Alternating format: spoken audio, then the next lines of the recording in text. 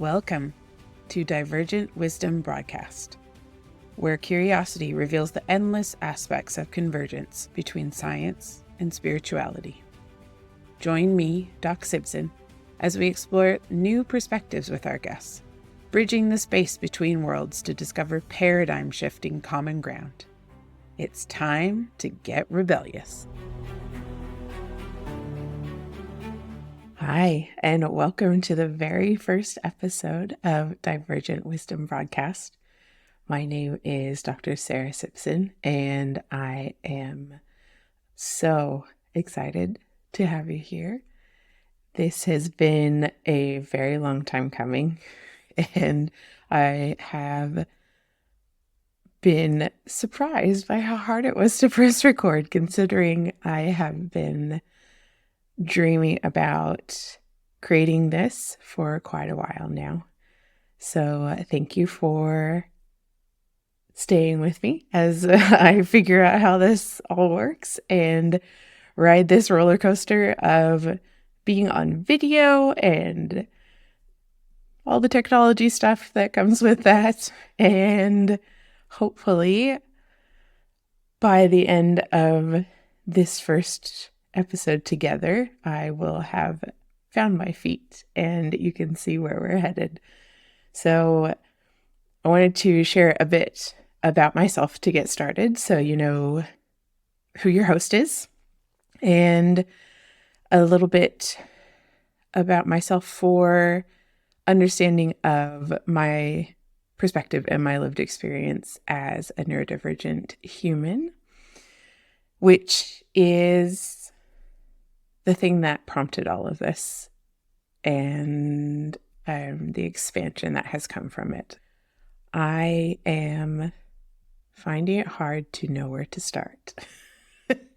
It can get so convoluted, as I'm sure you understand, when you have a concept of what life is and where you're headed and discover that that's not at all what the plans were when it comes to the universe and the immense and unimaginable tapestry that you are a teeny tiny part of. So I will start where all of the big changes happened. I was doing the expected things and went to uni and pursued my career that I thought I always wanted in medicine. And I got to a stage in my training as a obstetrics and gynaecology registrar and discovered that that was really not a good fit for me.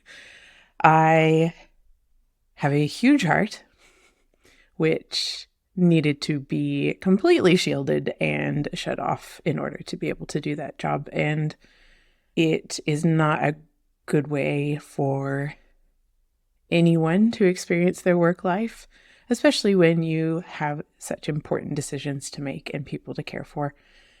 And that was a turning point for me, was realizing that where I thought I'd been headed for a very long time was completely not the thing. So I moved into general practice, which was a much better fit for me. And I trained as a specialty general practitioner. And I've worked in that field for quite a while and have had some amazing experiences and have been very, very fortunate with the people I've worked with and the people that have seen me and trusted me and allowed me to care for them. So in no way was my shift away from general practice and medicine anything to do with the humans. It was everything to do with the systems and the structures that are not built for helping humans and providing actual health care. So I, as is often the way, I needed to be forced into making a decision. And the universe really hit me with a 2x4 about that in the midst of the tail end of the global pandemic that you can imagine was pretty crazy to work through. And I found myself in a wonderful environment in a multidisciplinary clinic with a bunch of other passionate, smart, fun, kind people working in women's health, which I adored.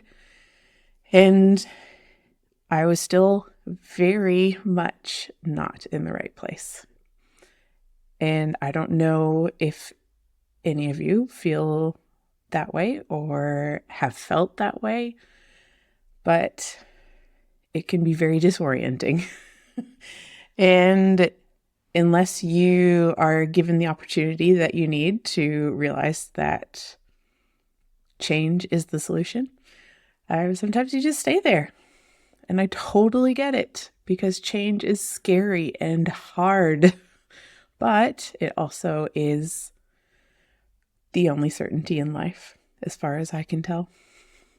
So my body decided to tell me that it was time to move on. I had been working as a surgical assistant, and I could no longer do that job.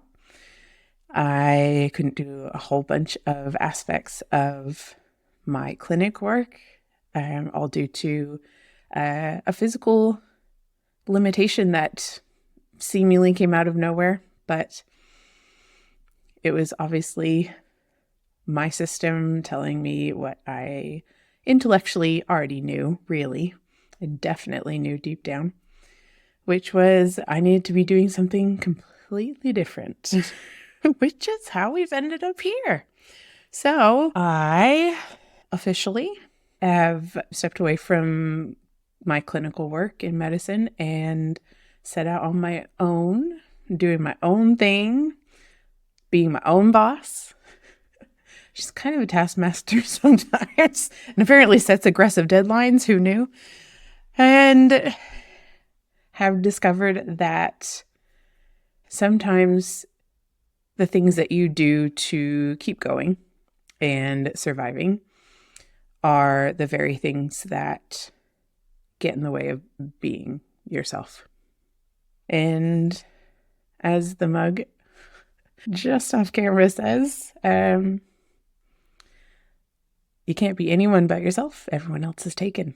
So the turning point for me to be finally able to start understanding who I truly was about a month before I turned 37, when I realized that I was neurodivergent, and that understanding unlocked a whole nother view of what my life could be like, and why it had unfolded the way it had up until that point.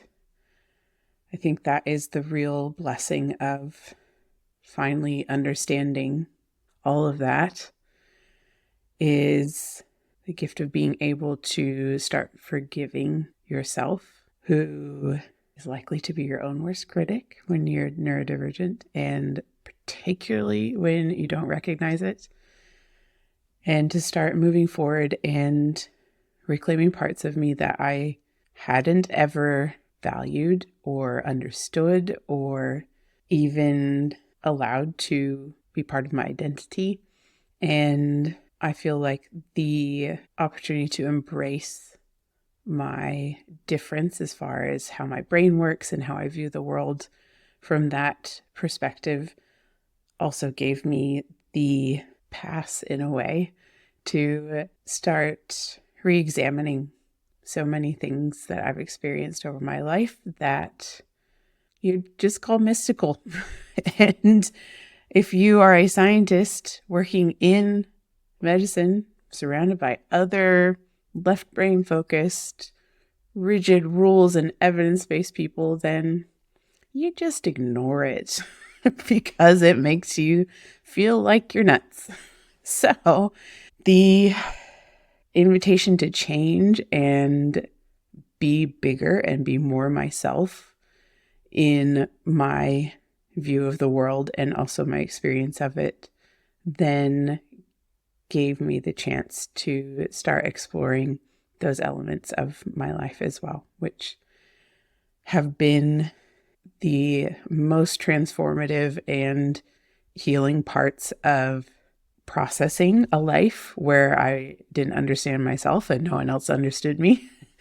And also creating a sense of community and connection with other people who are also just trying to figure out this life thing and being really open and raw and honest about their experience of it, including all of the stuff that doesn't fit into boxes, which is exactly what I love and embracing and celebrating now, because boxes are fucking boring, guys. So why do we keep doing this to ourselves? I would really, really love for anyone listening who feels challenged by this discussion of spirituality and things unseen and unprovable, I'll put in quotes, because we are now starting to do so much more in the ways that we look at science and investigating consciousness and understanding of things that our really tiny human minds just don't get. But I will just invite you to have an open mind and see where these discussions lead us, because the willingness to consider different viewpoints is something that I feel we have lost in our Western society and probably in many other parts of our world. And the benefit of hearing other people's experience and perspectives and ways they have interpreted their inputs and ideas are world-changing for you, because you don't necessarily have to agree with absolutely everything that someone else believes as truth. You just get to sample and consider and amend and adjust and change and grow and take away the parts that make sense for you, which is what this whole thing is about here on Divergent Wisdom Broadcast moving forward. So I hope that you can embrace the uncertainty and lean into where we're headed. I have taken a little circuitous path to get to where I am now, but I'm very, very happy that it's all happened on this side of it. Change not only is hard, but can be pretty confronting and pretty painful and joyful and rewarding and surprising and fun and all sorts of other wonderful things. So if you found your way here and are still listening, I suspect that some of this will resonate with you and sound familiar, or you'll want it to sound familiar. So I am very glad that you have joined me on this rambling explanation of where this has all come from. And I welcome you to consider how change is trying to show up for you. There are a multitude of ways that you might notice the invitation to do something different. And this is a great opportunity for you to dip your toe in and give it a go.